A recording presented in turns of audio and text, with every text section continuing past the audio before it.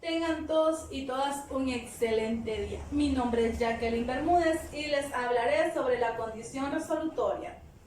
Como ya se estableció anteriormente por mis compañeros, la condición resolutoria en el artículo 1350 establece que con el cumplimiento de esta se extinguen derechos.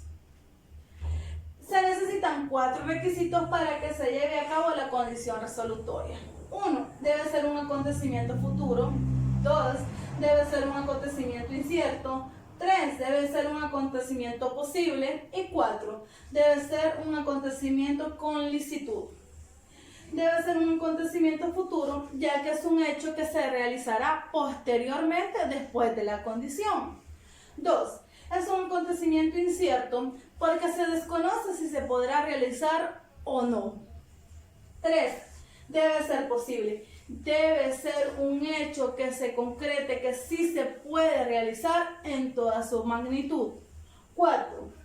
Debe ser lícito. Esto establece que el hecho no puede violentar las normas ni las leyes jurídicas, ni mucho menos las buenas costumbres. Se establece que lo imposible y lo ilícito son elementos negativos del acto jurídico y lo dejan sin valor. Esto en conformidad del artículo 1332 del Código Civil. Se establecen las características de la condición resolutoria, las cuales son 2. Una es una acción personal y 2 es una acción patrimonial.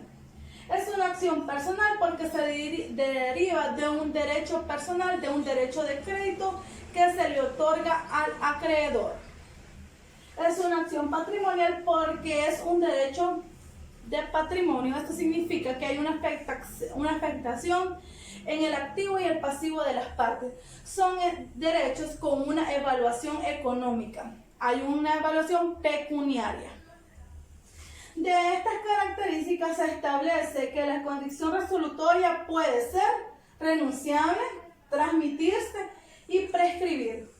Renunciable, ya que en el artículo 12 del Código Civil establece que los derechos pueden ser renunciables si la ley lo permite.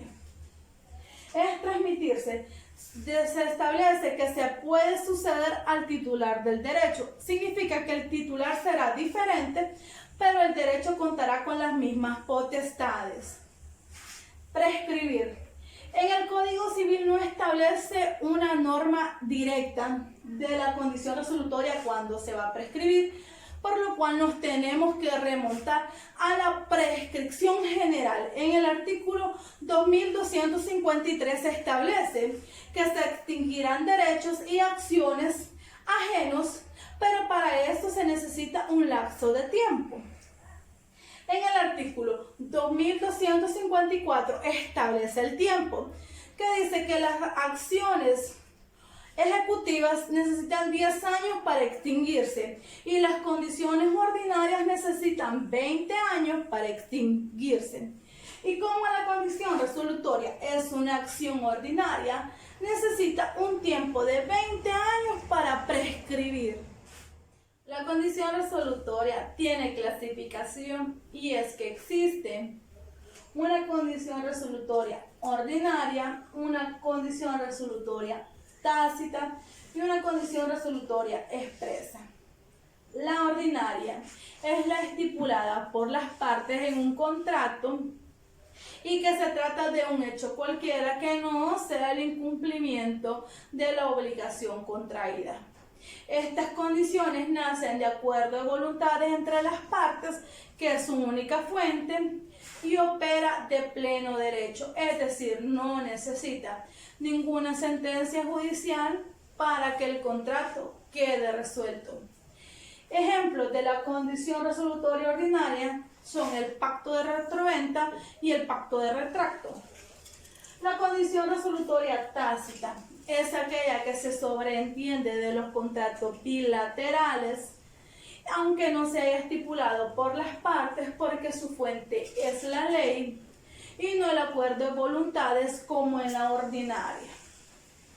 La condición resolutoria tácita está estipulada en el artículo 1360, en el cual se establecen 3 requisitos para que se determine.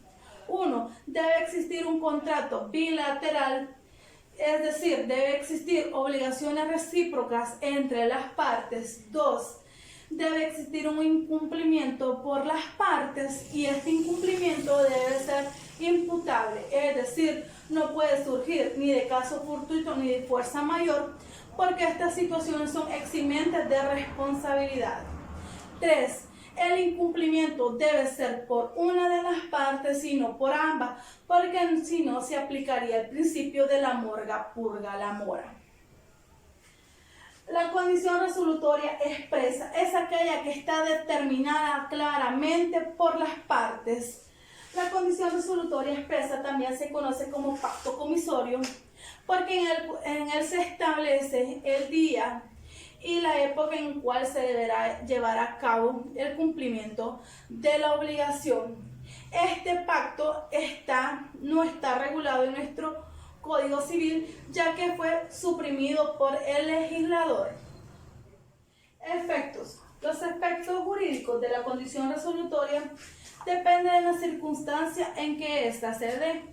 Y es que la condición resolutoria puede ser pendiente, fallida y cumplida. Pendiente, cuando el acontecimiento no ha sido verificado y se desconoce si se llevará a cabo o no, pero esta condición pendiente no interviene la adquisición del derecho.